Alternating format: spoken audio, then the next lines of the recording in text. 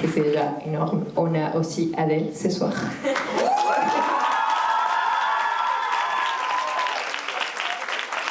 attention, on a aussi Pauline.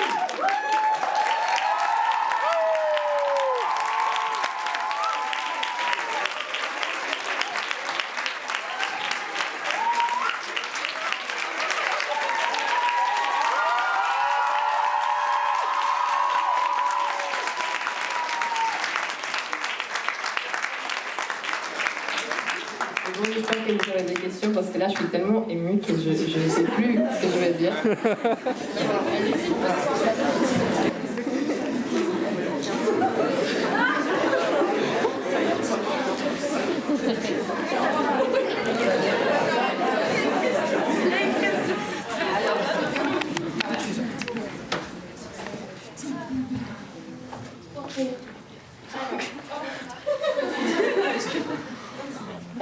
Moi, je me demandais si dans le travail avec les comédiennes et même les comédiens, enfin tout le monde, vous aviez aussi beaucoup laissé part à quelques improvisations, comment vous aviez travaillé, ou tout était beaucoup écrit. Et merci. J'ai pleuré 6 fois.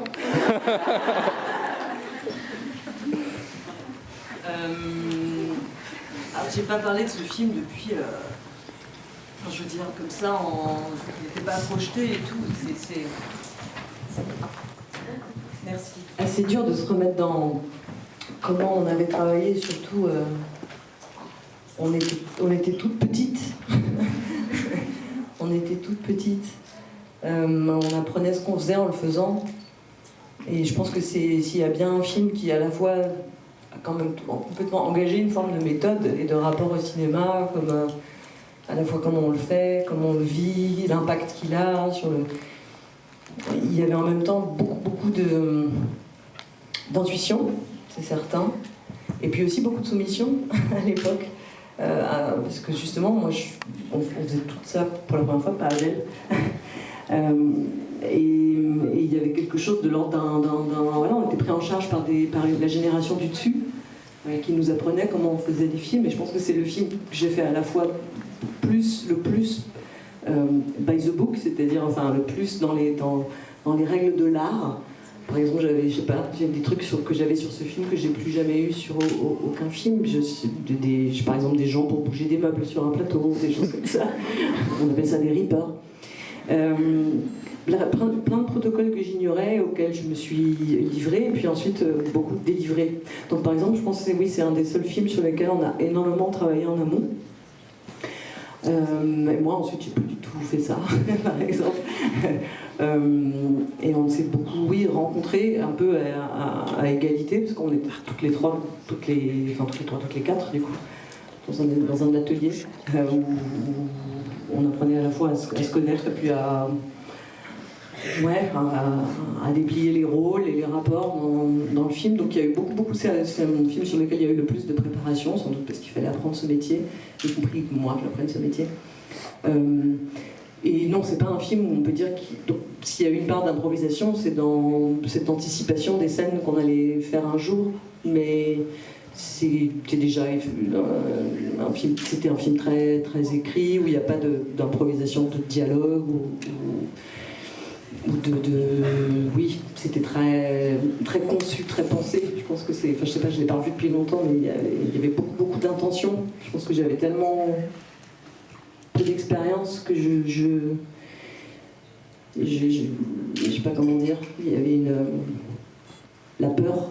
Il y avait beaucoup de peur aussi, et donc beaucoup d'intention, beaucoup de ne pas vouloir se faire avoir, de ne pas vouloir que ça se dissolve. Donc un film très, très volontaire, très concentré. Je me souviens qu'on était une équipe, et que même si on n'était pas autant politisé à l'époque, il y avait beaucoup de politique déjà finalement dans ce qui nous animait pour faire le film comme groupe. Je sais pas si vous voulez dire un truc. Oui, non, moi, comme tu dis, j'ai pas du tout le souvenir sur le film, en tout cas d'impro ou quoi. On avait suivi le scénario de A à Z, il me semble. Mais avant, c'était plus sur la relation. Mais je crois que même il a pas changé avant et après les ateliers qu'on avait fait. Et mais sinon, notre relation a tout, on a instauré pendant les ateliers. s'est rencontrés, on écoutait de la musique, on s'est met des impros, mais pour nous. Voilà. Je sais pas si t'as des souvenirs. C'est ça. C'est comme ça il y a 15 ans. Ouais. Mais même le concept, il n'était pas très clair en fait. Enfin, le concept d'impro même lui-même n'était pas. Avec les micros. Non, mais je brode autour du même thème en fait. Mais c'est juste que je savais même pas que la possibilité existait en fait, d'improviser. Enfin, déjà de réussir à dire le texte de base, c'était déjà suffisamment paniquant, donc voilà. Pourquoi par stress, hein, tout simplement, et manque de technique. Enfin, je sais pas, en fait. Après, franchement, on vous parle de souvenirs, là, ça commence à remonter un peu. Mais non, mais c'est juste que, au départ, nous, on nous a donné un texte, on n'imaginait pas qu'il y avait plusieurs façons de l'interpréter. Hein. Enfin, moi, j'étais vraiment collée à l'idée première que je m'en étais faite, et j'ai pas... Enfin, on s'est investi, clairement, on était vraiment très investis dedans, mais j'avais pas l'impression qu'il y avait du jeu, au sens mécanique du terme, en fait. J'avais l'impression qu'il y avait une façon de raconter l'histoire. Et donc, ça... Je sais pas, et que cette façon, c'était déjà très bien écrit dans le scénario, quoi. Voilà.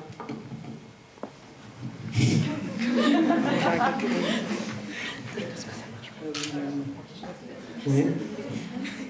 En fait, c'est pas du tout une question, mais c'est la première fois que je découvrais ce film et je vous trouve merveilleux. Je suis encore un peu émue. Et pardon, je suis là. Au niveau des couleurs et de la musique, enfin voilà. Et en fait, j'en profite parce que je pense que ce sera la seule fois dans ma vie où je pourrais m'adresser à vous. Mais je tenais à vous remercier, surtout pour votre prise de position en fait, pour les Césars 2020. C'est... voilà, c'est...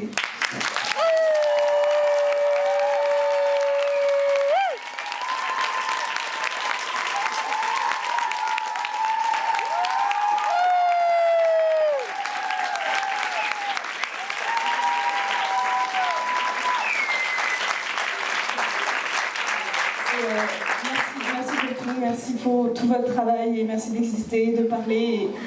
Voilà. Merci. Après, moi, je suis un peu chauffée, mais enfin, ce que vous faites ici, même si, bon, moi, j'arrive au dernier moment, j'en ai pas conscience. Hein.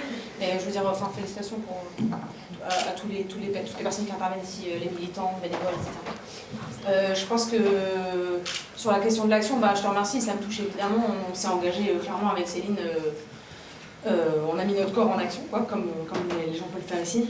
Je pense qu'il est de l'ordre de la responsabilité aujourd'hui des artistes de non seulement dénoncer le monde tel qu'il fonctionne, mais d'essayer aussi d'élaborer des mondes dans lesquels on peut vivre, des mondes alternatifs en fait.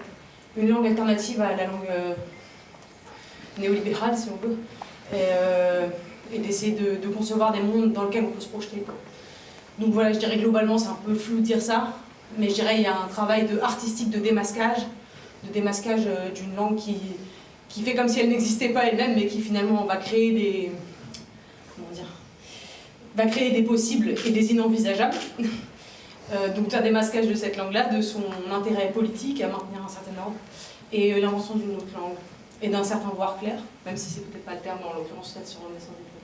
En tout cas, je trouve qu'il y a en tout cas aujourd'hui, pour ceux qui font de l'art, etc., il y a vraiment un enjeu là-dessus, en fait, sur le voir clair. Je sais pas si je vous ai pas répondu à votre question, mais c'est pour dire, en fait, parce que c'est un truc qui m'intéresse en ce moment, et je me dis, mais en fait, c'est l'éthéré, l'ineffable, c'est aussi, ça peut être très fort, etc., mais il y a vraiment un enjeu sur donner à voir ce qu'on nous fait subir, et du coup, de ce fait, donner envie de se révolter, en fait, et donner envie de s'organiser pour un autre monde, et un autre monde en tant qu'il est possible, quoi. Voilà, selon des critères qui vont être ceux qu'on se fixe nous-mêmes, c'est-à-dire potentiellement critères d'égalité, de justice effectif, quoi. Voilà. Donc je dirais c'est un truc qui est intéressant aussi pour vous si vous êtes artiste.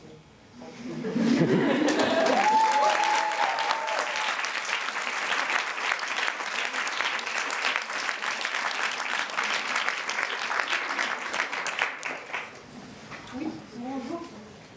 Je suis ici. Voilà. Je voulais vous remercier à toutes les trois et à toutes les quatre aussi, puisque vous avez dit qu'il y avait une actrice qui n'était pas présente, ce soir. pour votre travail, et parce que ça m'a donné envie de faire des images, surtout votre travail avec Claire Maton notamment. Et je voulais vous demander, parce que je trouve que dans vos films, c'est là qu'on trouve les plus beaux exemples de female gaze. Comment vous mettiez ça en œuvre concrètement? Est-ce que c'est un travail avec votre chef opératrice, vos chefs opératrices, ou est-ce que c'est plutôt un impensé parce que vous avez déjà effectué le travail dessus et ça vous vient naturellement? Enfin, je sais pas du tout, c'est à vous de me dire. Non, ça ne peut pas venir naturellement parce que et en plus je crois vraiment avec le cinéma qui est vraiment pas du tout un art de chambre. Je crois qu'autant il peut y avoir de l'autonomie, de l'indépendance dans la musique, on peut imaginer des gens qui écrivent des bouquins dans des chambres de bonne. Autant le cinéma ça coûte un pognon gigantesque, c'est une langue extrêmement... On a vu une langue extrêmement patriarcale, c'est la question de produire du female gaze, c'est surtout la question de produire un regard dissident. Et on ne peut pas produire un regard dissident naturellement. Je veux dire, les gens qui vous disent qu'ils sont naturellement antiracistes sont forcément racistes. Je veux dire, à un moment... Pour se sortir de tout ce qu'on nous a transmis, de dans tout ce qu'on a baigné, c'est forcément ça passe par des décisions, beaucoup de travail, et beaucoup d'échecs aussi, beaucoup de tentatives. Et surtout au cinéma, qui est un art, qui est l'art qui a érigé quasiment qui a inventé, qui a participé à inventer la sentimentalité moderne. Et quand je dis sentimentalité, je parle de toute la représentation qu'on a d'amour et de séduction hétérosexuelle, hein, principalement, mais pas que. Et donc, ça demande un travail qui n'est pas forcément un travail de déconstruction des images. Je pense qu'on est assez au courant quand une image nous agresse ou non. On n'est pas au courant par contre, on n'est pas au courant que c'est peut-être légitime de se sentir mal. Et que c'est peut-être totalement légitime de ne pas produire la même image. Mais donc je pense que ça pose, comme le disait Adèle, c'est toujours des questions de langue. Ça ne peut pas être non plus des choses qui s'appliquent comme ça dans l'absolu. À chaque fois, c'est une question de terrain, de langage, de culture. Et donc, dans le cadre du cinéma, et dans le cadre de l'industrie du cinéma français, ça pose, on se positionne, on se met forcément on rentre forcément dans un dialogue avec la norme au départ. Et je crois que Naissance des fleuves, c'est vraiment un film qui dialogue avec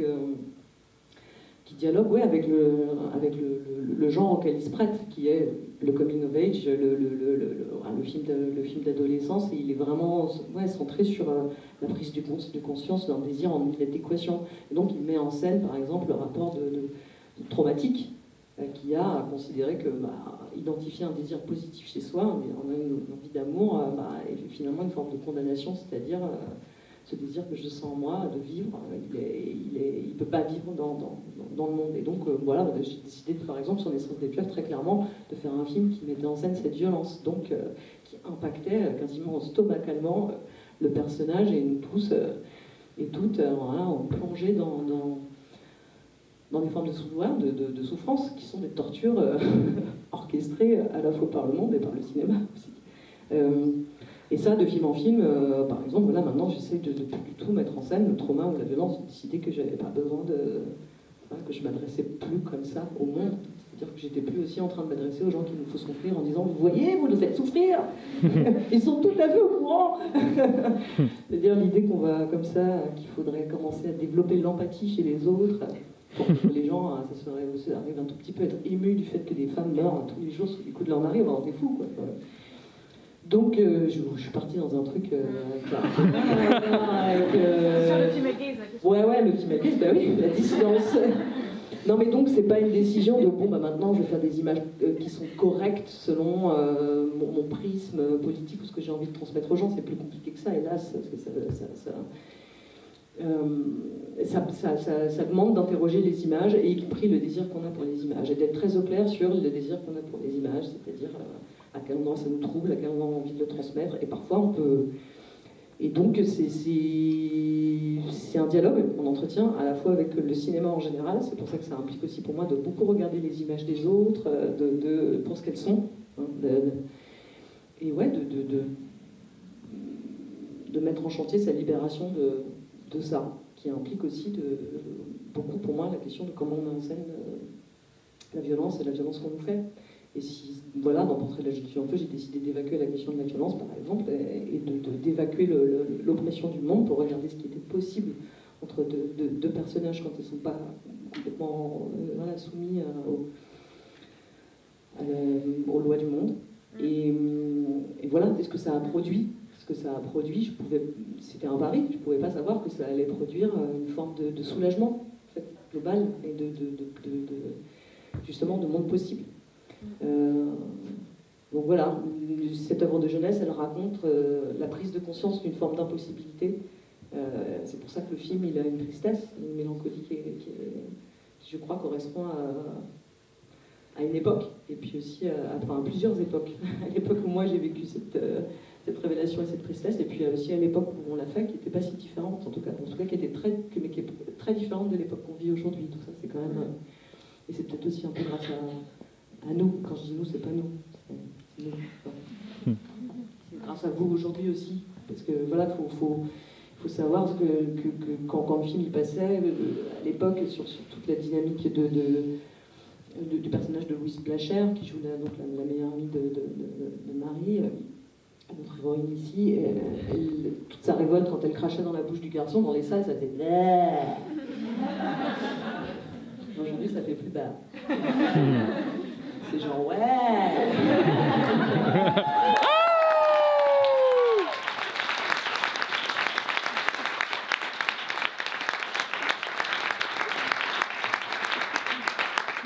Il ne faut pas être dupe, il ne faut pas se laisser trop avoir par la séduction des images, il faut aussi accepter de ne plus aimer des choses qu'on a aimées. Je crois que c'est aussi comme ça qu'on avance, quoi. Parce que le cinéma, c'est un endroit de fétichisme. C'est un endroit de souvenirs, quasiment même d'enfance. Il faut accepter de regarder les images qu'on a aimées et de dire c'est bizarre que j'ai aimé ces images, pourquoi j'ai aimé ces images, est-ce que ces images m'aiment surtout, voilà. Je crois qu'il faut regarder les images dans le sens où elles nous regardent, quoi. Et donc, est-ce que ces images m'aiment, est-ce qu'elles m'aiment assez, est-ce qu'elles pensent assez à moi, est-ce qu'elles prennent soin d'une idée du cinéma qui me va, est-ce qu'elles m'incluent, et on fait comme si ces questions, elles étaient rébarbatives, voire contradictoires avec le geste artistique, y compris le geste artistique de recevoir une œuvre, alors qu'en fait, elles sont, voilà, c'est la chose la plus passionnante, c'est même la chose qui fait que moi j'ai l'impression de faire du cinéma parce que j'ai envie de réfléchir au cinéma, pas parce que j'ai envie de raconter des histoires ou de témoigner. Je fais du cinéma parce que j'ai envie d'avoir des idées, j'ai envie de réfléchir au cinéma. C'est la seule chose qui me fait faire du cinéma, c'est d'aimer le cinéma. Pas d'avoir un message ou je ne sais quoi, ou même des idées ou des idées de scène ou d'images. C'est d'avoir envie de réfléchir aux idées du cinéma, d'abord toute seule dans ma chambre, et puis ensuite avec le plus d'hommes possible, c'est-à-dire mes collaboratrices et puis les spectatrices et spectateurs.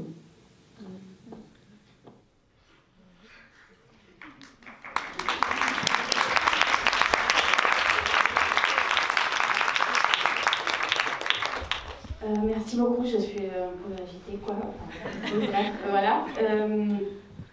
Je vais essayer d'être très brève, mais j'ai plusieurs choses à vous dire. La première, c'est que j'ai vu, c'est un petit témoignage, mais c'est une anecdote qui me paraît chouette de dire ici, surtout à la clé.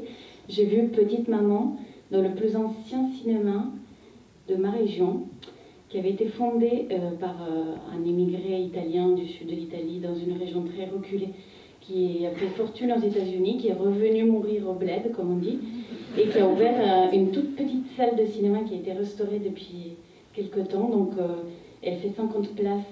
Et c'était merveilleux de voir Petite Maman gratuitement par un collectif qui lutte pour tenir des salles ouvertes. Et ce cinéma avait été fermé pendant 40 ans. Bref, j'ai trouvé ça formidable de le voir là-bas. Deuxième chose, c'est plus une question. Il me semble que lors des fantastiques journées organisées par Paul Preciado au Pompidou, il avait été émise cette idée de quelque chose qui réfléchirait au jeu et à la façon dont on fabrique. Et j'ai l'impression que moi, je fais plutôt du théâtre, mais j'ai l'impression que dans la façon dont on envisage le jeu, et c'est aussi une façon de fabriquer la relation entre qui dirige et qui est dirigé, me semble vraiment fondamentale. Et voilà, je voulais savoir où s'en était ce projet et que, en tout cas, ça m'intéresse. Voilà, merci beaucoup. Merci.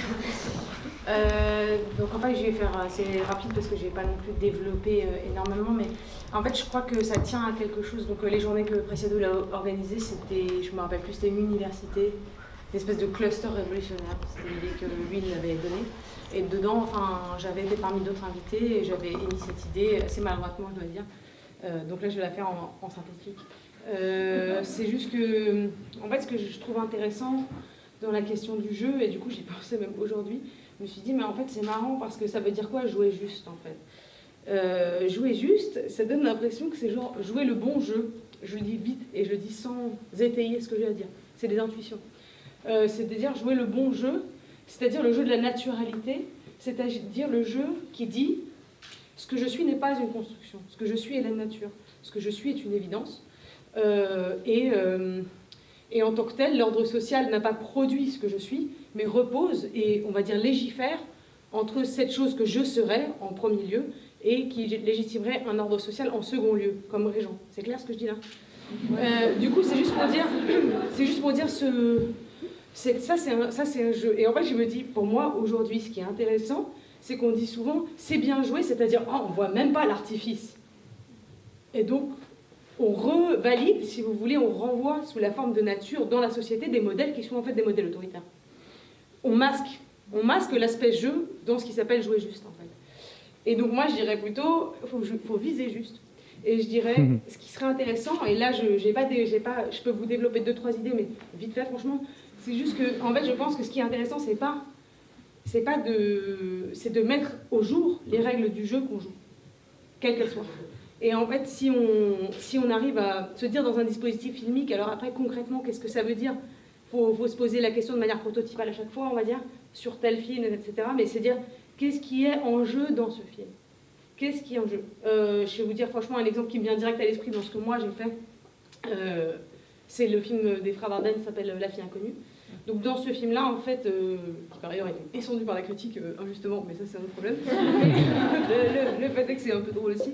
En fait, je me suis dit, voilà, il y a le personnage, en fait, le personnage, c'est une femme migrante qui se retrouve sans papier, qui décède sans nom. Et mon personnage n'a pas porté secours à cette personne quand il aurait pu le faire, et du coup est obsédé à l'idée de retrouver le nom de la personne. Ça, c'est l'histoire. Et donc, en fait, moi, je me suis dit, dans cette histoire, soit deux choses l'une, soit on fait un héros, en mode genre, c'est vraiment parce que cette personne est exceptionnelle qu'elle a fait ce qu'elle a fait, on soulage tout le monde, on est tranquille, c'est bon, on a joué le bon jeu, c'est pas la peine de bouger dans la société parce qu'il y a des êtres exceptionnels qui vont le faire. Ou alors on dit, enfin moi, ce que j'ai essayé de me dire, c'est, ce que je joue là, c'est pas un héros, c'est une sorte de minimum humain, la possibilité d'un réveil politique, d'un réveil sensible. Donc si vous voulez, voilà, par exemple, là j'ai posé les bases du jeu que j'allais jouer dans le cadre de leur film. En me disant, voilà, donc en fait, après, tu prends des décisions en conséquence par rapport à cette idée que tu t'es faite. Donc, tu évacues un certain nombre de possibilités, comme le fait, par exemple, d'être extrêmement sympathique, ou le fait d'avoir l'air particulièrement sensible, etc. Tous des artifices qui pourraient te servir, en fait, si tu veux marquer la critique. Oula, ça fait un peu bizarre de se sentir comme ça. Donc, voilà. Donc, en fait, c'est juste pour dire, là, dans ce cadre précis de prototype, mais après, dans tous les autres films, c'est possible, et dans toutes les pièces de théâtre, c'est possible, c'est dire, mettre, plutôt qu'à l'inverse de ce qui est appelé jouer juste, c'est-à-dire performer la naturalité, je dirais démasquer le jeu, pointer et édicter les règles du jeu qu'on suit. Et ça, je pense que ça, c'est très intéressant à faire, et c'est potentiellement, par ailleurs, contagieux. Enfin, après, là, je suis un peu ambitieuse, on va dire, et je me dis, voilà, c'est-à-dire qu'en fait, on fait une théorie de l'acteur, et en fait, cette théorie, elle est, on va dire, inoffensive du point de vue entre guillemets, de l'art. Donc finalement, elle est contagieuse en tant que théorie même de l'action collective et du citoyen. Donc en fait, c'est là où c'est intéressant, je trouve. Voilà.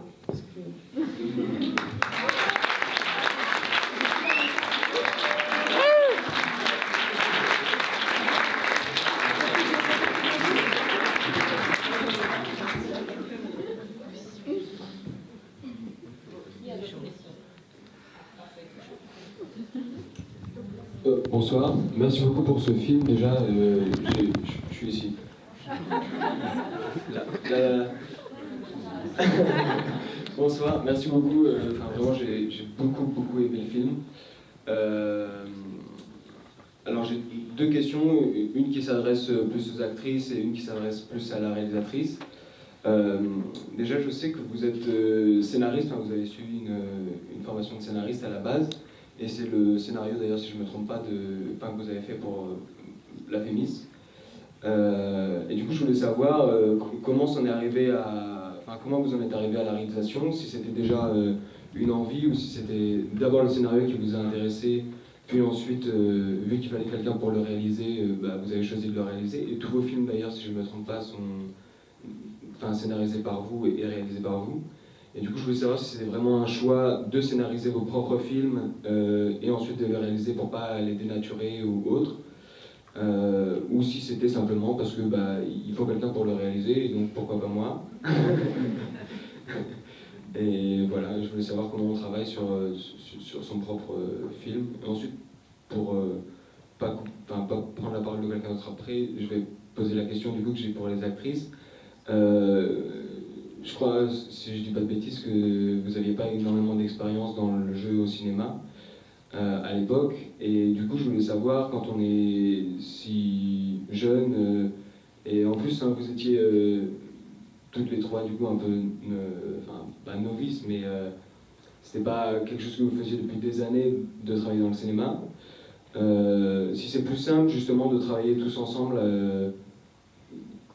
sans a priori et un peu on va faire ce qu'on va faire, ou si j'ai l'impression que je m'exprime pas très bien là. En gros, je voulais savoir ce que ça fait de faire un long métrage tout de suite comme ça, où il y a autant de scènes de nu, où on se livre aussi beaucoup dans les sentiments, il y a des choses qui sont quand même très profondes, et du coup je voulais savoir ce que ça fait de jouer dans un film comme ça. Alors les scènes de nu, ça concerne surtout Louise Blachère, qui n'est pas là, mais sinon il y avait les scènes qu'on peut dire qui pouvaient être a priori gênantes, du baiser ou quand je des pucelles. Mais au final, j'ai pas le souvenir que c'était gênant. Enfin, je pense que j'appréhendais un tout petit peu ou plus. La scène du dépucelage, pas du tout. Enfin, vraiment. Parce qu'il y a un artifice, en fait, au final, il se passe rien. Ouais, il se passe rien. Et du coup, c'était beaucoup sur le casting, ils avaient insisté sur ça et tout, mais genre, ça m'avait pas. Enfin, je m'étais pas posé la question une seconde, quoi. Après, le baiser, non, c'était plus de bien le faire, quoi. J'avais surtout peur de paraître bizarre et de pas savoir embrasser. Mais ça s'est bien passé.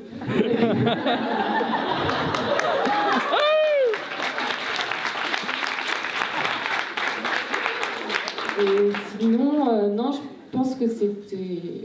qu'on n'ait rien fait avant, enfin pas Adèle, mais on avait tout fait du théâtre.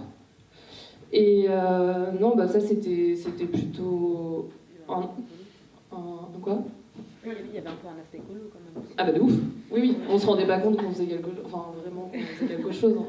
C'était plus la relation qu'on avait créée et tout ça. Je pense que c'était un avantage de pas avoir d'a priori. Mais c'était surtout... je sais plus ce que je voulais dire. Voilà. Et Céline, sur le scénario. Moi, c'est vrai que j'ai un privilège dingue, que j'ai un parcours hyper luxueux, dans le sens que j'ai fait mon premier film 1 an après être sortie de l'école de cinéma. Je suis une espèce de publicité vivante pour l'école. C'est dramatique, quoi. Donc c'est exceptionnel. Et je sais pas vous expliquer la chance. C'est une chance, c'est de la chance aussi. J'ai rencontré une productrice qui reste ma productrice. On a fait tous nos films ensemble et qui a voulu faire le film. Qui elle m'a dit que j'étais metteur en scène. Effectivement, moi j'avais fait La Fémis en scénario parce que je voulais apprendre un métier, parce que j'arrivais pas. Moi, au départ, quand je voulais faire du cinéma, j'étais persuadée, comme il n'y avait tellement pas de femmes qui faisaient des films, j'étais persuadée qu'il fallait que je sois actrice. j'étais pas du tout sûre de vouloir être actrice, mais j'étais sûre de vouloir faire du cinéma. Ensuite, j'ai compris qu'il y avait d'autres métiers, j'étais littéraire, je me disais, je savais pas si je voulais être metteur en scène, mais je savais que je voulais faire du cinéma, et il me semblait qu'apprendre un métier, du coup, c'était une bonne idée de pouvoir travailler avec d'autres gens, de pouvoir... Enfin, pour moi, c'était important de me dire, je vais faire un truc que je peux faire pour d'autres, pas juste pour moi, mais un truc un métier, quoi, un truc dont je peux vivre, où je peux faire en groupe. Donc scénariste, ça me semblait bien pour ça, ça me semblait pouvoir me projeter de façon réaliste dans ce travail, tout simplement, de pouvoir me dire je peux travailler pour la télé, je peux gagner ma vie, enfin ces choses-là, c'était très très très pragmatique. Et puis voilà, j'ai écrit ce scénario, et il se trouve que dans ce scénario, il y avait sans doute apparemment déjà pas mal de mise en scène, et ma productrice m'a dit tu vas le faire, et puis on va le faire tout de suite, on va pas faire de court-métrage. Et puis il se trouve que les financements sont arrivés. Moi je me disais non mais c'est bon, j'aurais jamais CNC ou je sais pas quoi, donc je vais dire oui je fais le film, et puis je le ferai pas.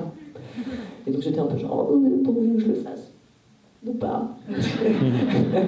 et puis on a eu l'argent très très vite, et du coup je me suis retrouvée à faire ce métier, à l'apprendre en le faisant, ce qui est voilà, un luxe incroyable, Et aussi beaucoup de pression, parce que vous n'êtes pas sûr que vous allez faire un truc, mais possiblement les gens vous disent oui, tu feras au Festival de Cannes dans 6 mois. Et genre, ah oui, d'accord. Donc voilà, il n'y avait pas de... je me suis jamais rêvé un destin particulier. Moi, j'avais envie d'avoir quelque chose à faire avec le cinéma, et je crois que j'étais prête à faire beaucoup de choses. Et que toutes ces choses auraient été bien par ailleurs. J'imagine que parmi vous, il y a beaucoup de cinéphiles, donc de gens qui ont aussi envie de faire du cinéma. Et l'avantage, c'est que franchement, je ne connais pas un métier du cinéma que je ne trouve pas passionnant et dans lequel que je ne pourrais pas me projeter faire. Et d'ailleurs, c'est pour ça que je suis metteur en scène, c'est-à-dire le plus dilettante de tous les métiers, c'est-à-dire celui qui les connaît un peu tous, mais pas vraiment. Et du coup, oui, c'était surtout ça. Et puis il se trouve qu'après, voilà, il y a eu ce scénario qui a ouvert la perspective de la mise en scène pour moi, et je me suis mis à faire de la mise en scène en faisant ce film, et j'ai adoré ça. Tout simplement, j'ai aimé ça. Et je me suis dit, j'aime ça, j'aime faire ça. Et donc je vais essayer de continuer. Et d'ailleurs, j'ai aussi été scénariste, j'aime aussi être scénariste, j'ai été scénariste pour tout mettre en scène, mais je ne le fais plus. La chose que j'ai écrite, c'est le film de Jacques Audiard, c'était il y a 4 ans, moi j'ai écrit ce film il y a même 5 ans. Et depuis, j'ai jamais réécrit un film pour quelqu'un d'autre, donc je me considère... Aujourd'hui, je me dis, si un jour je réécris un film comme scénariste pour un metteur en scène, ce sera pour quelqu'un de très jeune. Ce sera pour quelqu'un qui est dans la salle, voilà, c'est ça.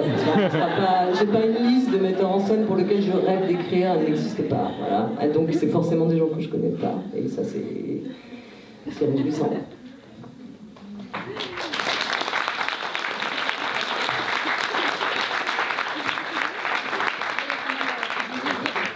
Dans tout ce que tu dis, il y a aussi vraiment, comme tu l'as mentionné, le rôle central de Bénédicte Couvreur, qui est productrice de tous les films de Céline. Oui. Pardon, non, mais c'est juste, en fait, je veux juste dire, pardon, dans ce qu'a dit Céline, c'est vrai que, en fait, l'intervention un peu, aussi miraculeuse, c'est celle de Bénédicte Couvreur, donc la productrice de tous les films de Céline, qui avait une intuition de dingue, en fait, au moment où elle a dit ouais, c'est bon, tu fais pas de court-métrage, tu vas tourner le film direct. Donc je veux dire, je veux quand même aussi vraiment saluer sa loyauté et puis sa vision, quoi. D'ailleurs, c'est mon conseil quand on dit genre oui, mais comment choisir un producteur et tout, c'est choisissez quelqu'un que vous pouvez voir en pyjama. Donc a priori, pas un trip avec un gros ventre et un cigare, j'ai plein de pneus en lui, on veut pas le voir en pyjama. Lui, il fait pas de pyjama, on veut juste un peu noir. Donc vraiment, c'est exactement comme ce qui se passe ici. Ce que vous vivez ici, voilà, c'est ça qu'il faut chercher partout. Et donc, chercher des endroits où on peut dormir dans les placards avec des gens. C'est comme ça qu'on fait du cinéma.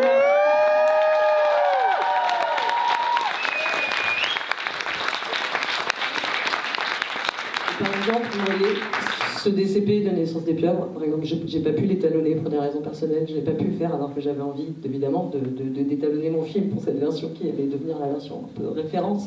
Et c'est ma productrice qui l'a fait. Voilà, pour vous dire à quel point. parce que personne connaît aussi bien le film qu'elle, avec évidemment la chef opératrice, mais c'est elle qui a tout supervisé, qui a vérifié. J'ai toujours pas vu cette copie. Elle m'a écrit tout à l'heure en disant j'espère que tu as vu et que tu es fière de. Mais c'est pour dire que c'est. Voilà, sous-estimez jamais ça. Vous voyez bien, on est dans un lieu là qui est dans une tension, dans un rapport à l'argent. Si un milliardaire déboulait et disait je vous achète, comme un producteur qui vous dirait je fais ce que vous voulez, est-ce que ça on dit non en fait? On cherche pas ça. On cherche donc chercher. Voilà, comme ça coûte beaucoup d'argent, il peut y avoir l'impression que c'est des niveaux qui vont communiquer, qui vont se mettre à dialoguer, mais c'est l'horizon. Le cinéma, c'est l'horizontalité, Et c'est pour ça que c'est passionnant à fabriquer. Et franchement, la façon dont on le fabrique ne ressemble pas vraiment à la perception, je crois, qu'ont les gens de ce que c'est pour nous de faire du cinéma, quoi. Enfin, peut-être que pour nous, on a cette chance que oui. Il n'y a pas de fin à cette réponse.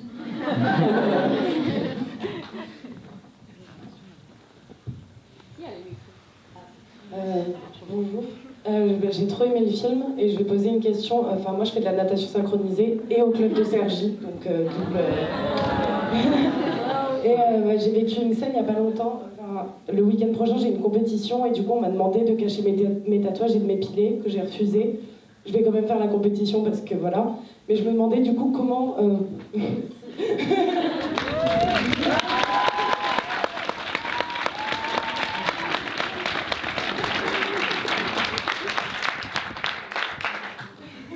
Et je me demandais comment ça vous.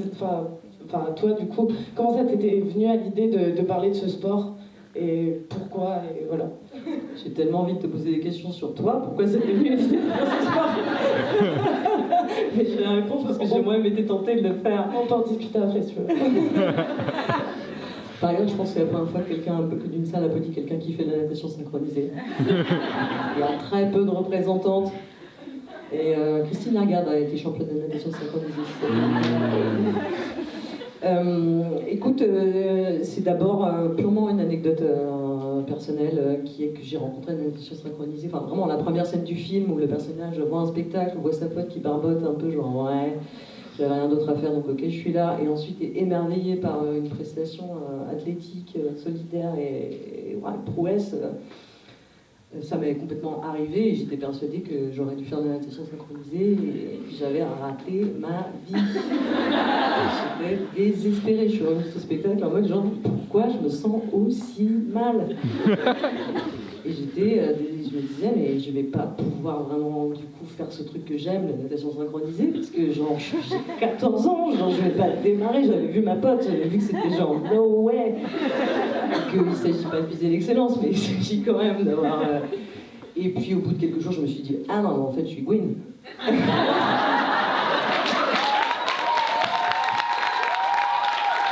soulagement! Quel soulagement! Je ne dis pas qu'elle a joie dans la natation synchronisée, mais par contre, je suis sûre qu'elle a joie dans la fête des lesbiennes. Donc... Et donc, ce malentendu entre moi et moi-même pendant une semaine, et moi-même et la dame de la piscine, sachant que je suis une très piètre nageuse, vraiment. C'était vraiment si c'était le cas, si c'était ma vocation, c'était tragique. Et j'ai jamais oublié ça. Et je me suis dit... en fait, le premier court-métrage que j'ai écrit de ma vie, il s'appelait Synchrone. Et il y avait un concours de court-métrage du festival Cinéfab. Je vais vous raconter une anecdote connerie. Et je me suis dit, je vais envoyer ce court-métrage, et peut-être qu'il y avait un peu d'argent, donc ça... Et donc j'avais envoyé ce court-métrage qui s'appelait Synchrone, et qui était une petite version de Naissance des Pieuvres. C'était juste ça, c'était une fille qui allait voir un spectacle de naissance synchronisée, elle pensait qu'elle devait être absolument championne, et puis en fait, qu'elle devait faire ça, et puis en fait, elle comprenait qu'elle aimait les filles, et puis ça s'arrêtait là, quoi. Et je l'ai envoyé au concours et tout, et vous savez qui a gagné? Caroline Fourest! Non! Je pensais que vous alliez rire, mais en fait, ça fout la zone! C'est Caroline Fourest qui a gagné! Eh ouais! C'était là!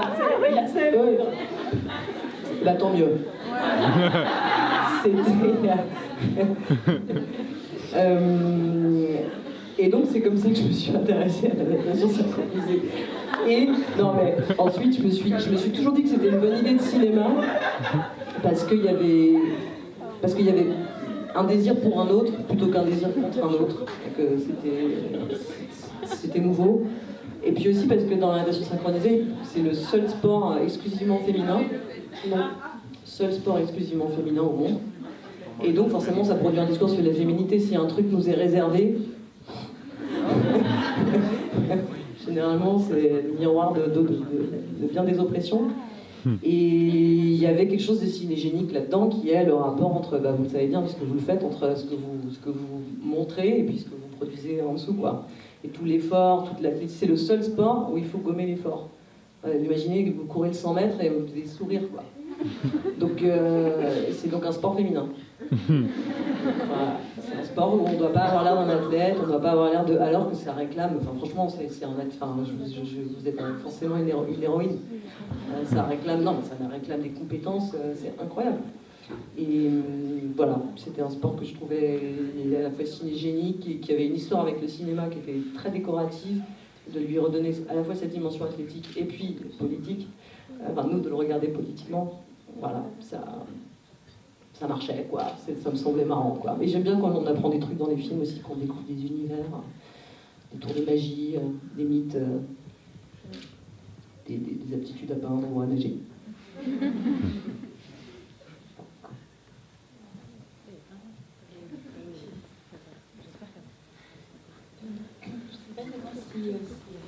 Une question en soi, mais c'est plutôt pour mettre en relation l'expérience de spectatrice que j'ai eue avec votre film et par rapport à ce que vous disiez, est-ce que vous vouliez aussi, au film, montrer le monde de l'oppression et avoir aussi cette action de dévoilement. Votre film, entre à peu près 8 et 11 ans, je l'ai regardé de nombreuses fois, peut-être 5-6 fois, et ce film, il exerçait sur moi une espèce de forte fascination, mais je ne comprenais pas tellement ce qui s'y tramait.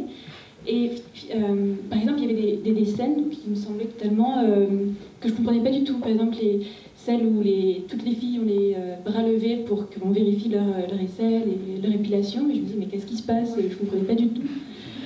Et c'est seulement quand j'ai été plus âgée que j'ai réellement certaines scènes qui me semblaient très hermétiques se sont décryptées et se sont activées à ma conscience. Donc, généralement, voilà.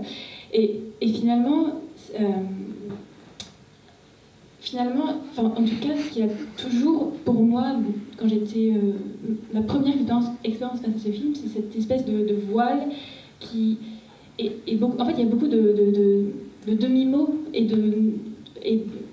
j'ai l'impression que c'est un film qui se donne aussi à demi-mots et qui se donne avec une espèce de voile. Et finalement, le dévoilement, la brume, elle se dissipe au fil des années. Et au fil des années où, finalement, j'ai aussi grandi en tant que petite fille, puis femme, voilà, tout ça, adolescente. Et finalement, je trouve c'est ce qui fait aussi sa beauté de ce film, que cette brume qui se dissipe au fil des années, et comment on met aussi en relation avec ces expériences vécues. Et donc, c'est aussi un peu comment on négocie entre quand on a cette volonté militante et de mettre en évidence, comment on négocie aussi cette double face entre l'implicite, l'explicite, le voilé, mais sans que ce soit quelque chose à thèse, et garder ce plaisir aussi du spectateur qui cherche, qui décrypte en fait. Et je trouve que c'est... Bon voilà, c'est tout ça. C'est une bonne question, c'est une question que je me pose à chaque fois que j'écris un film.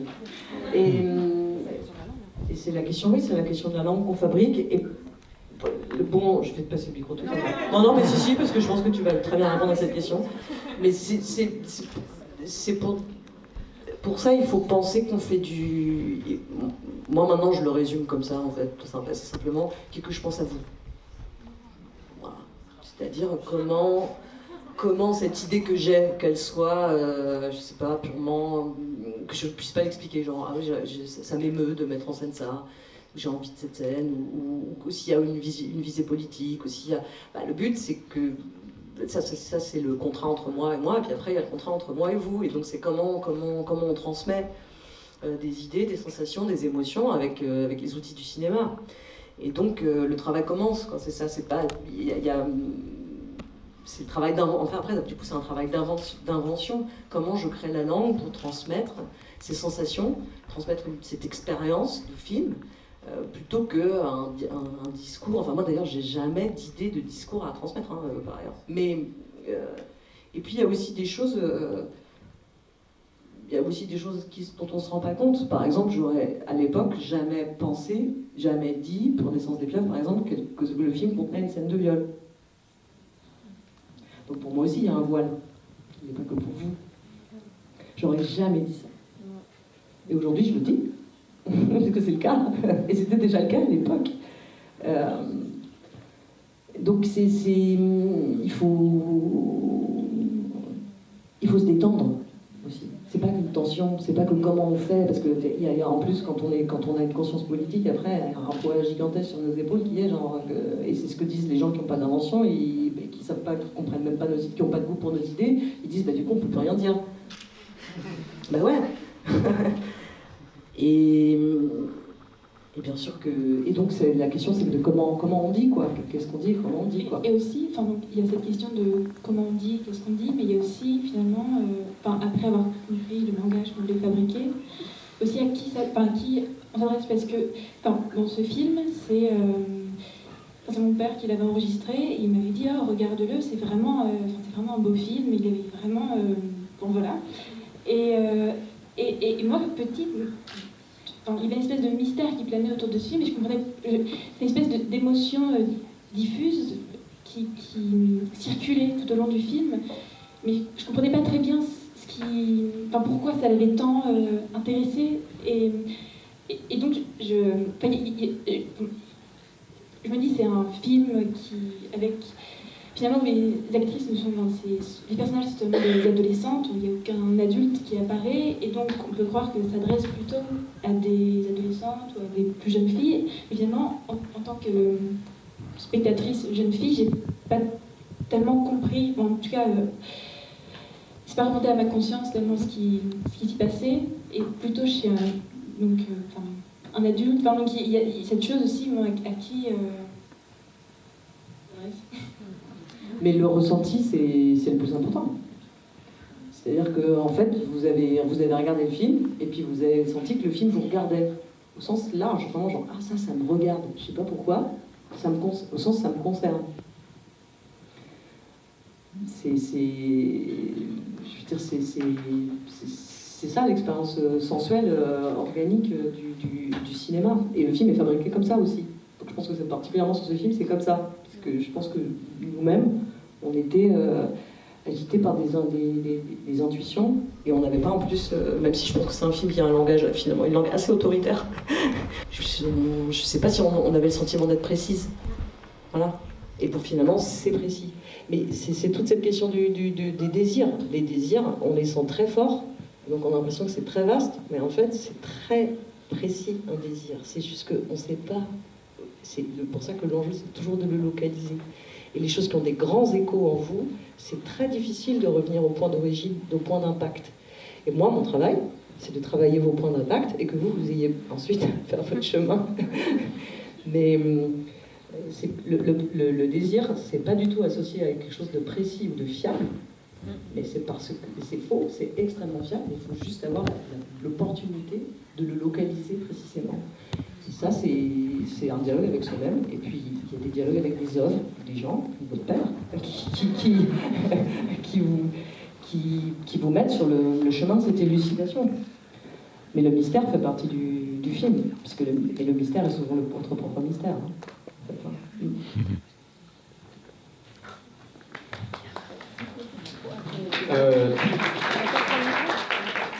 Tout d'abord, merci. Mais moi, j'avais une question sur le corps.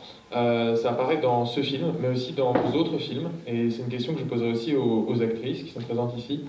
Est-ce que c'est consciemment, parce que moi, ce que je ressens dans vos films, et en particulier dans celui-ci, mais même dans d'autres, comme Portrait de la jeune fille en feu, par exemple, un rapport au corps qui est très violent. Enfin, moi, j'adore vos films, mais j'ai du mal à les regarder. Ça me fait mal, en fait, de les voir.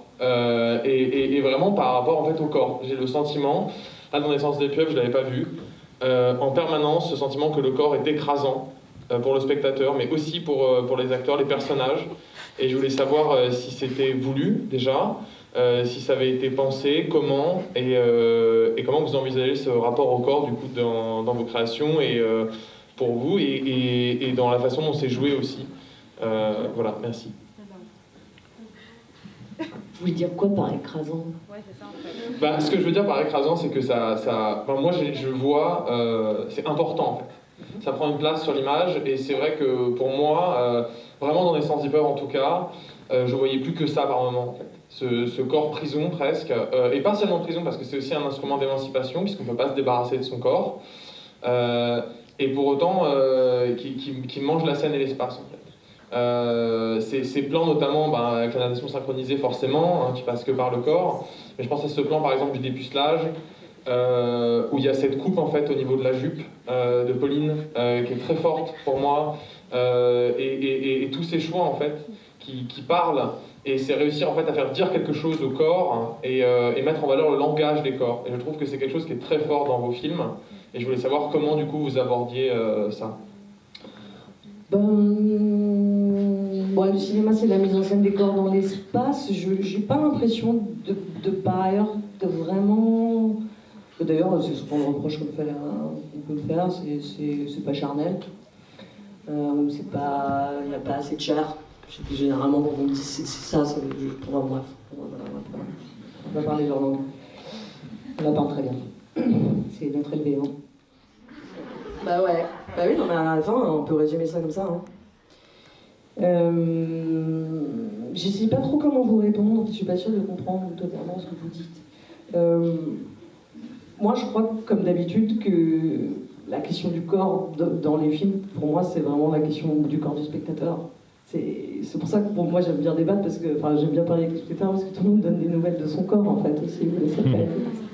Et donc je pense que c'est votre corps aussi que vous sentez, je le dis vraiment dans le sens parce que moi je sens mon corps au cinéma, et c'est pour ça que c'est une expérience qui m'intéresse beaucoup le cinéma, et c'est pour ça d'ailleurs que ça m'intéresse et la salle de cinéma et voir aussi des films chez moi seul, par ailleurs, qui est aussi une façon très valable de consommer des images, parce que ça dépend dans quelle situation j'ai envie de mettre mon corps. Il y a une très grande émotion à être ému au milieu d'autres corps, et puis il y a aussi des très grandes émotions à être ému tout seul dans son coin avec son corps, ou sans son corps justement, parce qu'on est seul. Donc je pense que si vous, pour moi, quand on dit il y a du corps dans un film, c'est qu'on a senti le sien, parce que très techniquement, en fait, il y a, à part un peu d'athlétisme, c'est un film où il y a la physicalité, elle est sportive, mais elle est assez peu engagée entre les personnages, qui passent beaucoup de contrats, qui sont beaucoup dans le dire. Donc, je trouve le cinéma ne fait que filmer des corps, mais il y a des corps qu'on voit, des corps qu'on voit pas, des corps qu'on sent, des corps qu'on sent pas, et donc j'imagine que ça part de ça, ce dont vous parlez. Est-ce que vous voulez dire un truc, Hélène? Moi je peux dire des trucs, mais après je sais pas si c'est en rapport. Non, je vais faire assez concis. Non, mais effectivement, non, je dirais c'est marrant ce que vous dites en fait, parce que en fait, je trouve que souvent il y a justement, mais là je parle pas forcément de Naissance des pieuvres, je suis désolée si ça répond pas à votre question, mais je trouve en fait que c'est intéressant en fait de mettre en contradiction. Je sais pas pourquoi ça résonne comme ça dans ma tête. Pardon. C'est juste en fait de dire l'ordre de la parole, puisqu'on pourrait opposer, si je comprends bien, à celui des corps, la parole qui dirait ce qu'elle a envie de dire, etc., face à des corps qu'on forcerait à dire des choses, etc. Enfin, si je comprends bien. Je trouve intéressant de mettre en regard une contradiction à cet endroit-là, en fait, pour dire ce que, en fait, non pas pour forcément parler des corps, mais pour dire ce que la parole, en tant qu'elle est affiliée à un ordre, à d'autoritaire, en fait. et de dire tout ce qu'on apprend à ne pas entendre, sous les mots qui sont censés avoir des signifiants écrasants en fait. Genre comme, je suis désolée parce que je suis partie hors de Naissance des pieuvres là dans l'explication. Mais c'est juste pour dire, en fait, je trouve, c'est juste que ce que vous me dites, ça me fait penser à ça, et que je trouve intéressant de travailler cette contradiction, parce que vous disiez oui, il faut pas que ce soit explicatif et tout. Mais moi j'ai l'impression qu'en fait c'est comme si notre perception du réel c'était un mixage qui était fixé, et ce fixage, il a lieu, ce fixage du mixage, il a lieu par une implantation dans la langue en fait. D'où la nécessité et avec des signifiants dominants et des signifiants qui n'ont pas de sens. Une parole qui aurait du sens, un silence qui n'aurait pas de sens. Vous voyez, dans l'échange, c'est simple. Ce qui est important, c'est ce qui est dit. Or, en fait, ce qui est important, ça peut être la résistance d'un corps dans un silence, ou la soumission d'un corps dans un silence. Enfin, tous les silences ne sont pas équivalents, si vous voulez. Et en plus, ce qu'on appelle silence, ça peut être des paroles. Enfin, je disais, par rapport à vous, dans votre situation aujourd'hui, dans le débat avec les CRS, par exemple, et la préfecture, on peut considérer que ce que vous dites, quelque part, c'est inaudible pour eux. C'est considéré comme du silence. C'est genre, ouais, ils racontent des trucs d'artistes et on s'en fout.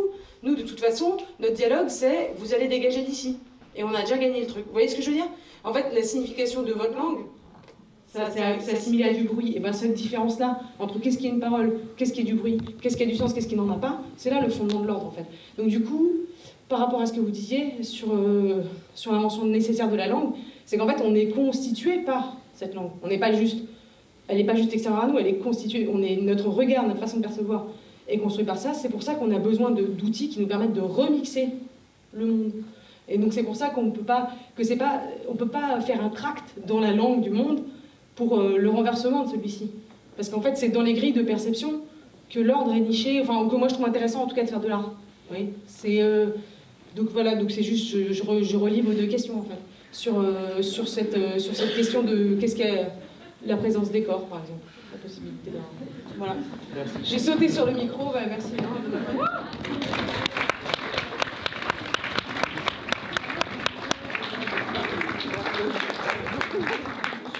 Grosse pensée pour Gilles Deleuze, je sais pas pourquoi. Marcel, ouais. Oui, je suis pour vous. Bonjour.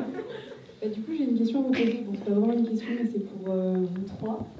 Est-ce que vous auriez une petite recommandation chacune cinéma à nous donner? Soit quelque chose de récent, soit pas. Ça peut être n'importe quoi. Il s'accroche pas. Alors moi, je vais vous dire... non, mais en fait, déjà, je peux vous faire des recommandations. Enfin, moi, j'étais à Caen et j'ai assisté à la projection d'un film qui s'appelle Toute une nuit sans savoir, qui est un documentaire indien, d'une réalisatrice indienne. Je crois que c'est son premier film, mais je ne suis pas sûre.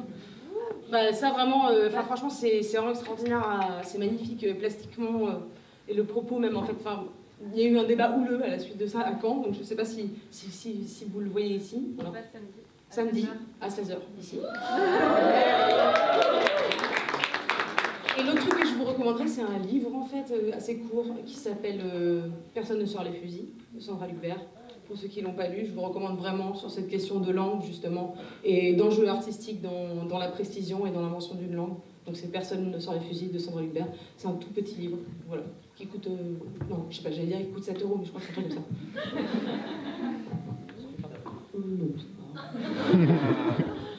Moi je suis nulle pour ça, mais je vais recommander Manhattan de Woody Allen. Non, je rigole. Ça, il y a eu un truc. C'est ça, j'aurais pu faire pire.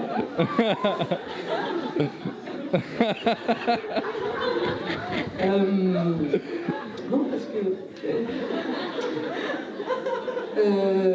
non, moi, le truc qui m'a fait chavirer cette année, c'est qu'il n'est pas encore sorti, mais qui va sortir, je pense, en France en salle, c'est Chaos d'Andrea Arnold. C'est le prochain film d'Andrea Arnold, c'est un documentaire sur une vache. Et c'est peut-être le premier film écoféministe de l'histoire. Enfin, il y en a eu d'autres, mais le premier qui nous arrive pleine poire, on peut payer notre ticket, et on fait partie de mainstream, on va dire. Et c'est absolument... ça change la vie. Et possiblement, ça change l'alimentation aussi. Le lait. C'est vraiment un geste du cinéma Enfin, on est vraiment... Enfin, de toute façon, moi je trouve qu'il y a vraiment plein de motifs d'être heureux, d'être contemporain de plein d'artistes aujourd'hui, d'être contemporaine de plein d'artistes aujourd'hui. Et voilà, ça, typiquement, ça m'a complètement ravie. Je vous le recommande.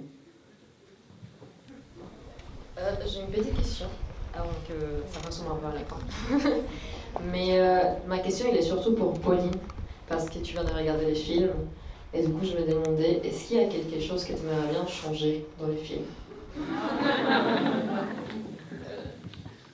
Non, mais moi c'était un peu comme tu disais tout à l'heure que en fait j'avais pas vu depuis très longtemps et donc avec un point de vue adulte il y a plein de choses qui parviennent différemment. Donc plein de choses. Ouais, j'ai redécouvert plein de choses et c'était super agréable. Non, du coup je l'ai bien aimé. Voilà. Et changer dans l'histoire. Dans l'histoire, je la trouve un peu triste, donc il y a plein de choses à changer. Mais après, après, quand on se regarde, c'est toujours un peu bizarre et on a envie de changer plein de trucs. Ouais, dans ça aussi, quand j'étais plus jeune et que je regardais, je me voyais pas du tout, j'avais pas l'impression de me voir jouer et tout, et là je vois vachement, je vois grave, que j'essayais de faire des trucs, quoi. Mais ça, je me rendais pas du tout compte, voilà. Et non, rien n'a changé. Regardez, t'as vu. Oui, merci. Non, et la fin, ouais, j'aime toujours beaucoup. Ouais, j'aime bien. Voilà. Et, voilà. Et toi, tu voudrais pas changer? adresser à moi. Alors, oui. Bah déjà, pardon. Juste, c'est quoi la dernière fois que tu as regardé les films? C'est moi que je suis en fait. Je sais pas si on tout Je sais pas.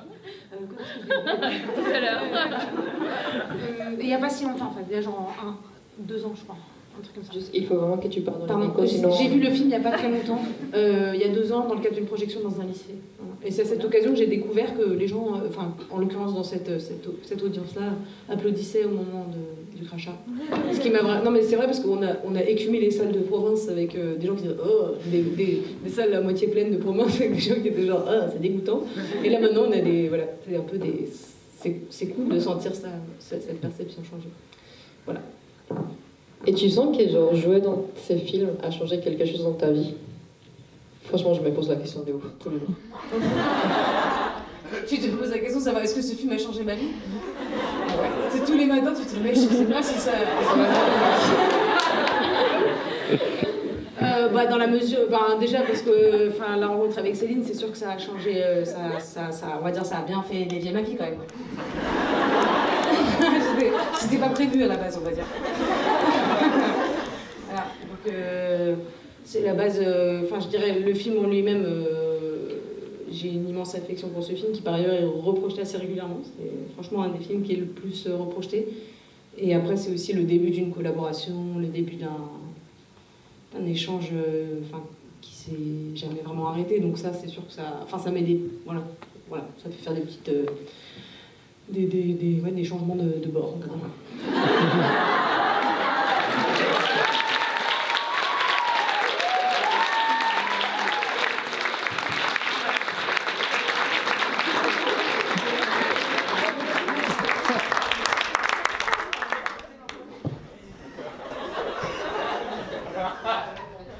Moi, ça n'a rien changé, vraiment.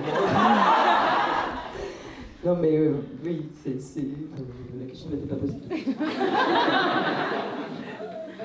Moi déjà, je voulais remercier tous les gens dans la salle parce que même quand je suis là, quand je regarde un film, j'oublie que je suis entourée de personnes. Mais là, notamment le moment du passage du crachat, j'ai beaucoup aimé partager ça avec tout le monde et j'ai vraiment l'occasion de voir un film avec autant de personnes aussi jeunes et avec autant de femmes. Donc merci à vous.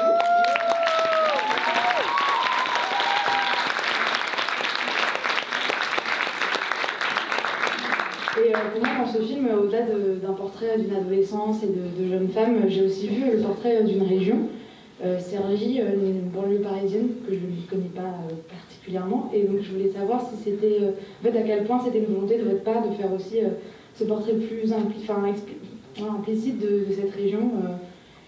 Je pense que ça n'a pas été le même film, ça a été en région, à Paris en fait. Donc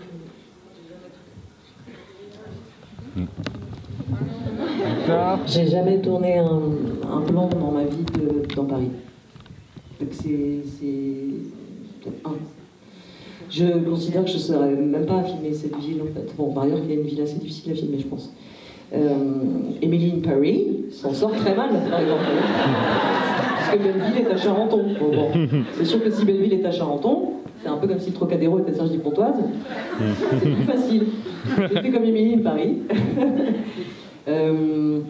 Non, oui, j'ai tourné dans un lieu que je connaissais bien, mais donc je connaissais, c'est-à-dire que moi, par exemple, je considère que Paris est difficile à filmer, mais je pense que vraiment je ne suis pas la seule par ailleurs, et que je ne saurais pas faire. Là, c'est vrai que je me disais je sais faire parce qu'il y avait aussi une hauteur c'est des questions de hauteur d'immeuble, de perspective, de couleur. Donc ça me semblait un terrain plastiquement que je savais regarder. Et puis par ailleurs, je lui trouvais aussi des qualités à la fois extrêmement ancrées, complètement français, vraiment même une ville qui a une histoire vraiment française. Puisque une ville qui a été inventée totalement à la fin des années 60. Donc un projet d'utopie, une vraie ville construite comme un laboratoire social, justement avec un rapport à la voiture, enfin une première ville qui prenait en compte l'écologie dans sa construction, une ville sans passé, sans trauma, sans cœur bourgeois, et donc une vraie spécificité politique qui est aussi attrayante, hein, parce que c'est une ville qui est designée, donc forcément elle a un dessin.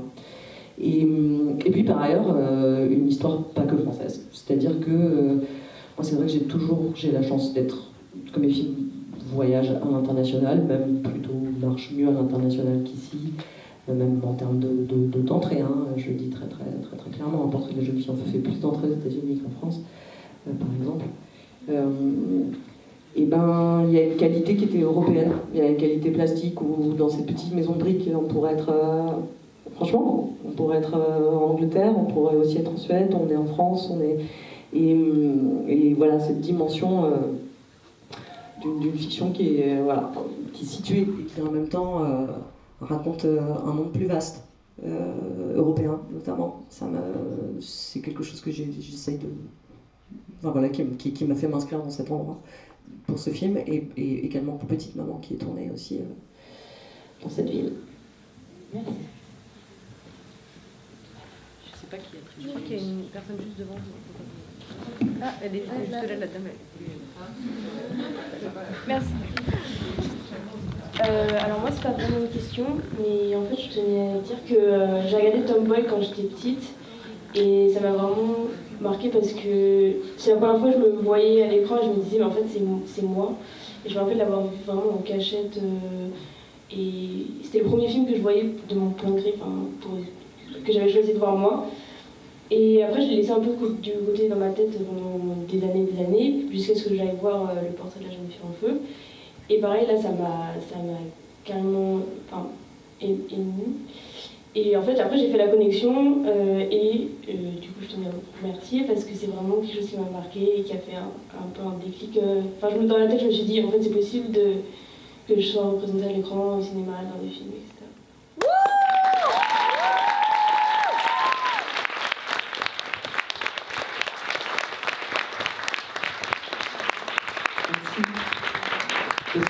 C'est pour ça que dans la série comment on pense, comment on modélise, comment on écrit.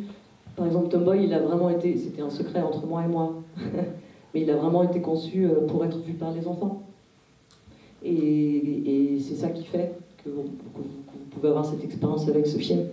Et donc écrire, c'est aussi créer à qui on pense. Quand je dis que je pense à vous, c'est aussi par exemple sur Tomboy, c'est dire ce film, j'ai bien conscience qu'il ne va pas être marketé comme un film pour enfants, qu'on ne peut pas compter sur les adultes pour emmener les enfants au cinéma,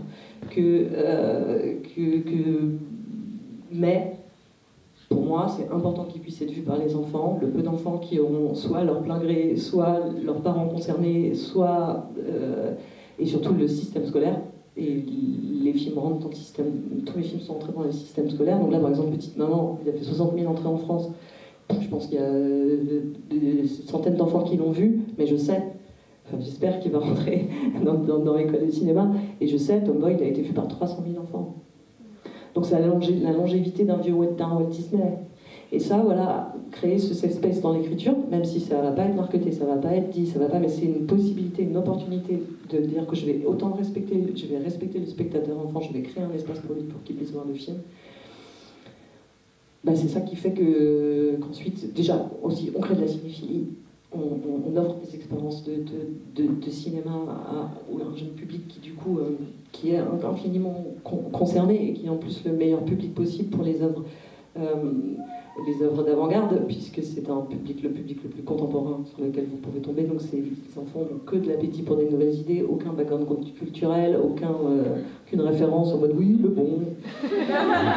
Donc c'est pour ça que d'ailleurs le cinéma de gauche aux États-Unis, c'est le cinéma des enfants qui s'adresse aux enfants. Hein. C'est finalement les films les plus safe, on est en mode c'est un peu mes idées, c'est genre fait par Pixar quoi, c'est un délire. Donc voilà, je vous remercie de dire ça parce que c'est vrai qu'il y a des secrets qu'on a avec les films. Enfin voilà, on met des intentions, on pense à des spectateurs et des spectatrices en se disant ouais, moi je crois que c'est possible qu'il y ait une petite fille, un petit garçon, un enfant tout simplement de 8 ans, de 7 ans qui ait l'opportunité de voir le film et que ça lui donne l'amour de lui-même et du cinéma. Voilà, qu'il y ait de bonnes choses dans la vie, surtout ce soir.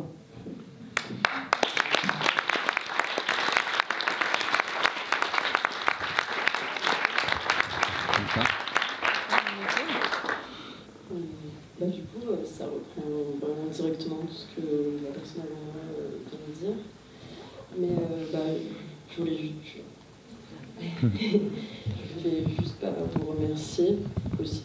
Parce que de toute façon, on ne peut jamais trop vous remercier pour ça.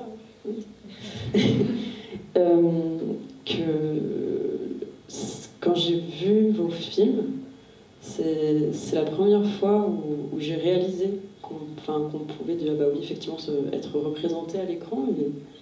Et même du coup qu'en fait, il y avait du cinéma fait par des femmes. Donc il y avait une culture du cinéma fait par des femmes, il y avait une culture du cinéma lesbien. Enfin, juste en fait, qu'il y ait une culture t'es lesbienne, ça m'a aidé à être fière et à vraiment revendiquer cette identité, et juste pour ça en fait. Vraiment merci parce que déjà ça m'a aidé à en être fière.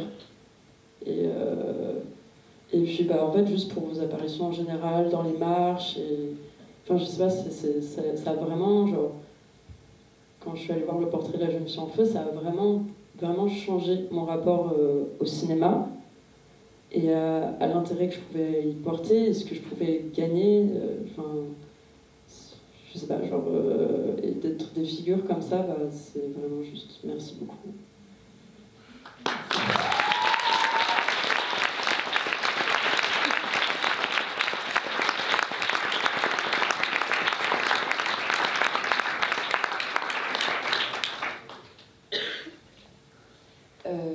Déjà, merci. Je développerai pas plus sur ça parce que voilà. Et du coup, comme les deux personnes qui ont parlé avant, moi j'ai vu Tomboy genre vraiment très jeune et je me souviens que c'est un film qui m'a mis une grosse claque. Et en fait, c'est un film dont j'ai un souvenir en fait très documentaire dans une certaine mesure. Et en fait, le seul autre film que j'ai vu du coup de vous, c'est Le portrait de la jeune fille en feu. Et il y a quand même une grosse différence en fait entre ces deux films-là, pas forcément en termes de thèmes abordés, mais en termes vraiment de mise en scène, de direction d'acteurs, etc. Et en fait, je sais que vous avez fait du coup une prépa littéraire, que vous avez fait des études de lettres.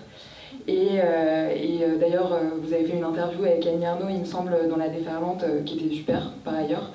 Et du coup, je voulais savoir dans quelle mesure en fait ce rapport à la littérature influence votre manière de faire du cinéma, d'écrire au dialogue, de diriger vos acteurs, notamment dans Portrait de la jeune fille en feu, où il y a ce truc vraiment à la fois très littéraire et à la fois très théâtral. Et voilà.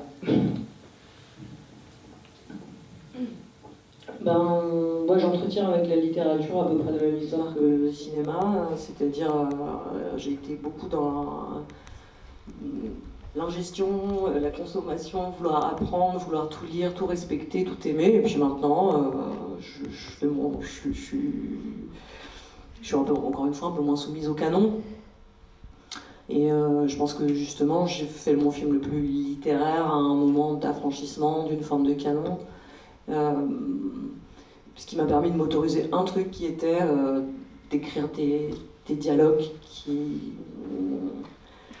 qui envoyaient un peu. Voilà. Et ça, c'est vrai que c'était l'avantage du passé. C'était vraiment l'avantage d'écrire un film qui se passait avant. C'était de me dire, bon, bah, moi j'essaie de mettre en place un dialogue amoureux, une langue amoureuse au cinéma qu'on a moins vue, ou qui nous a moins été transmise, qui correspond aussi à des sentimentalités, des façons de relationner, des façons de dialoguer qui sont les nôtres et qui ne sont pas transmises aux autres. Et par ailleurs, là-dedans, on va donner... on peut faire du classique, on peut faire du canon classique, on peut se dire des choses différentes avec de la littéralité, de la poésie, et comment je vais m'autoriser cette poésie un peu classique avec des idées neuves. Donc c'est vrai que d'un coup, ça ouvrait la possibilité d'être un peu poète. Et la poésie, c'est ça, c'est pas pour rien que en tout cas dans la culture lesbienne, Sappho, que l'origine soit la poésie. C'est pas pour rien qu'Ackerman, Wittig, que tout ce qui travaille, qu'on travaille des nouvelles langues qui créent d'un coup finalement des poèmes. C'est-à-dire des synthèses radicales, ou des rapprochements, ou surtout certaines coordinations, ou certains ponts qu'on supprime. Et notre culture littéraire, oui, qui nous a été transmise, c'est le fragment. Il n'y a même pas tout de Sappho, c'est des fragments, c'est des bouts, c'est des éclats. Et donc, faire sonner cette langue avec la nôtre, quoi. Voilà. Je commence à fatiguer, hein. Encore une, et après je fais déjà. Ça vous va? Ouais. Encore une question Bonsoir. Moi j'ai une question, ça va être rapide. J'ai eu la naissance des bières il y a des années dans une plateforme comme ça, filmlesbien.com, un truc comme ça. C'était l'époque où j'étais en train de me découvrir vite fait. J'étais en train de me découvrir vite fait une attraction pour les filles et je savais pas du tout quoi en faire. Et en fait, il y avait plein de comédies romantiques, voilà, super américaines, rien à voir. Et Naissance des Pièges, ça m'avait rien dit, mais comme je faisais que voir des films lesbiens, du coup j'ai mis Play, et voilà. Et j'ai vu, et ça m'avait... Enfin déjà c'était en français, donc c'était vraiment très différent de ce que j'avais l'habitude de voir à ce moment-là, et c'était un petit peu une claque. Et là, ça a un peu débloqué plein de choses, et pas tellement du côté lesbien, enfin évidemment aussi, mais surtout de blocage de l'adolescence, un peu de honte de soi, de corps, de qui je suis, de qu'est-ce que je fous en fait. Et ça m'a traversé, ce film. Ça fait des années que je ne l'avais plus vu, et du coup, je me demande, c'est une question plus pour les actrices, comment est-ce que ça vous a traversé ou pas, un peu le faire justement. Moi, je viens pas du tout du milieu du cinéma pour le coup, alors je me demande justement si en tant que spectatrice ça peut nous traverser autant, quelle est un peu l'expérience plus personnelle que l'on peut avoir comme actrice. Je pense que c'est super différent. Enfin, c'est comme disait Adèle, nous on a le souvenir d'une grande colo, quoi. J'ai pas... Enfin, si, après,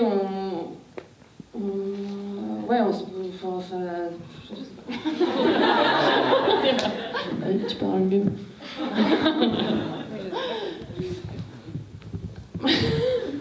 Non, après, comment ça que... En fait, comme si... C'est le trouble, non, le trouble qu'on peut avoir en le regardant, sinon il nous a traversé. En le faisant, en fait.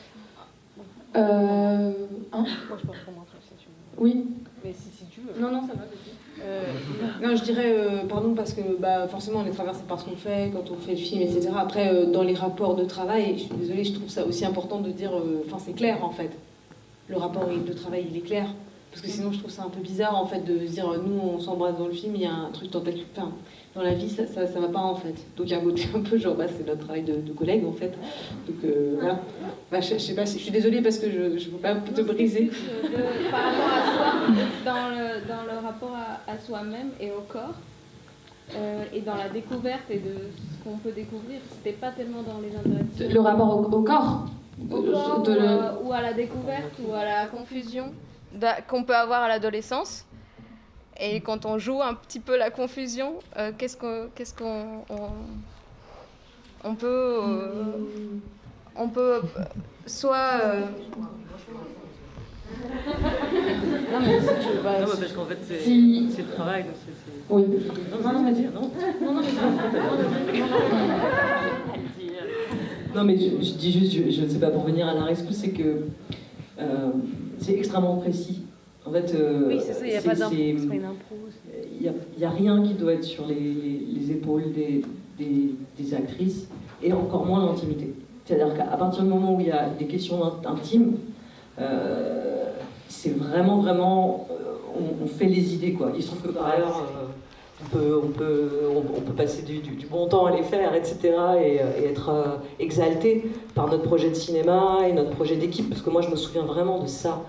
Je me souviens vraiment que en plus j'avais vraiment, moi j'étais extrêmement fébrile et j'avais vraiment à cœur que notamment Pauline, qui était mon alter ego dans le film, elle capte d'où ça venait, quoi. Mais justement, de moi, c'était pas genre toi, qu'est-ce que tu... L'acteur studio for kids, actor studio maybe it's shitty, but actor studio for kids, c'est sûr que non. On va pas mobiliser vos émotions, ce que vous ressentez de votre adolescence, etc. Pas du tout. Et moi qui travaille avec des enfants aussi, c'est la même chose. Il ne s'agit jamais de mobiliser leurs émotions, leur enfance. On parle toujours d'idées de cinéma. Donc par exemple, on tourne la scène de la boîte de nuit, on va pas dire là, du coup, t'es dégoûté parce que tu croyais qu'elle allait t'embrasser. C'est là, les gens, quand Adèle, son visage va sortir, là, il faut que tu aies suffisamment que tu tiennes suffisamment. Ça va durer longtemps, la caméra va rester sur toi parce qu'il faut qu'on soit avec le personnage dans sa frustration. Donc il ne s'agit jamais des interprètes, il s'agit toujours de faire les idées ensemble. Et c'est vrai que, en tout cas moi, la façon que j'ai de diriger les acteurs, mot que je déteste, donc de collaborer avec les actrices, c'est toujours de dire les idées de mise en scène, les idées intellectuelles qu'il y a derrière le film, et de jamais mobiliser soit l'expérience personnelle, ou des émotions, même humaines. Par exemple, je dirais jamais, là, du coup, t'as peur. Là, c'est une scène de peur. Et ça, c'est très... Toi, tu diriges même pas mal au tempo, au final. Hein. Oui, au rythme, et tout est très écrit. Il y a des idées dans les scènes, les idées, on les partage. Il n'y a pas d'agenda secret, on n'est jamais... Et pour moi, en plus, tout est égal. C'est-à-dire que, bien sûr, que moi, comme metteur en scène, si je vais tourner une scène de premier baiser ou une scène où les gens jouent au tennis, je vais pas avoir la même... mais par contre, j'ai pas de plus d'appréhension de l'une de l'autre. Pour moi, c'est la même chose, en fait. C'est le même taf, et il faut faire attention partout. Et puis, il faut toujours mobiliser les idées. Et les idées, c'est toujours où est la caméra, où est le corps par rapport à la caméra, comment on se déplace, quel temps on prend pour se dire les choses. Et du coup, ça engage jamais, normalement, les émotions réelles des individus. D'autant plus que c'est intime, ce qu'on invente ensemble, pour que ce soit clair le rapport, en fait.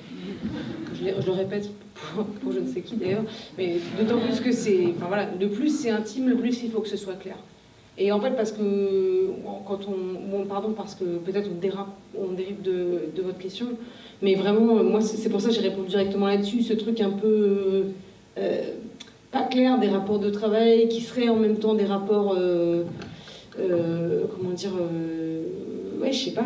L'alchimie, je trouve qu'en plus, c'est pas une bonne façon de développer finalement même de l'intimité, en fait. Et que donc, voilà, la collaboration qu'on a eue ensemble, nous, ça nous a... Je sais plus, voilà, je disais, moi, c'est un film qui est quand même super important dans... J'ai l'impression. Je crois que j'avais un signal d'alarme, genre cassé. Non mais voilà, c'est tout ce que je voulais dire. Je trouve ça important et je trouve aussi, enfin moi j'ai l'occasion parfois d'intervenir avec des scolaires, etc. Je dis vraiment sur les rapports de travail, enfin voilà, que c'est bien d'avoir un terrain quand même entre collègues au plateau qui soit carré, quoi. Voilà. Voilà. Merci.